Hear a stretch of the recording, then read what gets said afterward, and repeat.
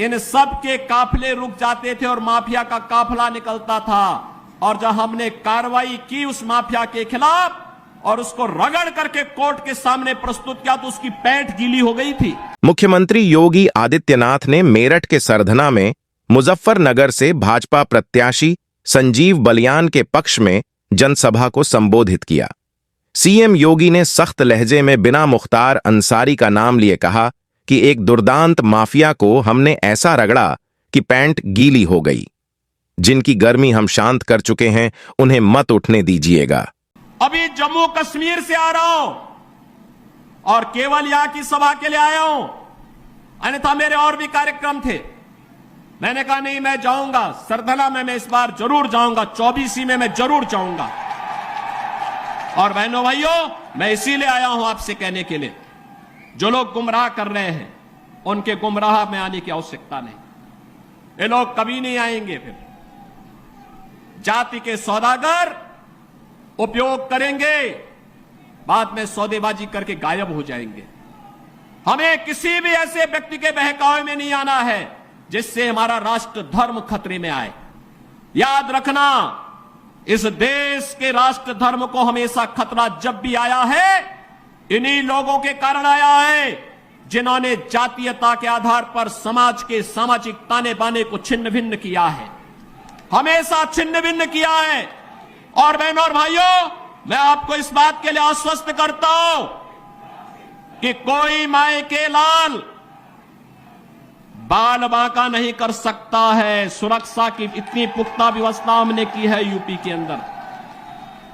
आज आप देखते होंगे बड़े बड़े दुर्दांत माफिया और अपराधी किस कदर उनकी दुर्गति हो रही है। आप देख रहे होंगे जिनके नाम से ही लोग कर्फ्यू जैसा माहौल होता था, आज उनकी दुर्गति क्या है हर व्यक्ति देख रहा है। इन माफिया और अपराधियों की स्थिति क्या है, आप रोज सोशल मीडिया के प्लेटफॉर्म को उठा करके देखते होंगे। एक दुर्दांत माफिया ऐसा भी था बहनों और भाइयों, जब आज समाजवादी पार्टी की सरकार के समय चलता था तो मुख्यमंत्री हो या मुख्य न्यायाधीश, इन सब के काफिले रुक जाते थे और माफिया का काफिला निकलता था। और जब हमने कार्रवाई की उस माफिया के खिलाफ और उसको रगड़ करके कोर्ट के सामने प्रस्तुत किया तो उसकी पैंट गीली हो गई थी। उसकी पैंट गीली हो गई थी। और तब हमने कहा था उस समय उसको, हमने कहा था कानून को रौंदने वाले, आज कानून कितना बड़ा होता है यह एहसास हो रहा है कि नहीं हो रहा है।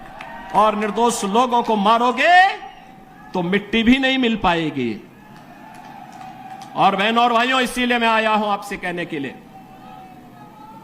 देखो जिनकी गर्मी हम शांत कर चुके हैं उनको गर्म मत होने दीजिए। अब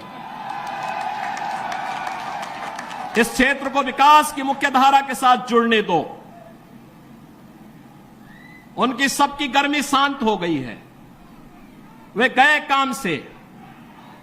और इसीलिए मैं आप सबसे अपील करने के लिए आया हूं कि पूरे देश की एक आवाज है, पूरा देश एक ही स्वर में बोल रहा है। और वह बोल रहा है कि फिर एक बार मोदी सरकार, फिर एक बार।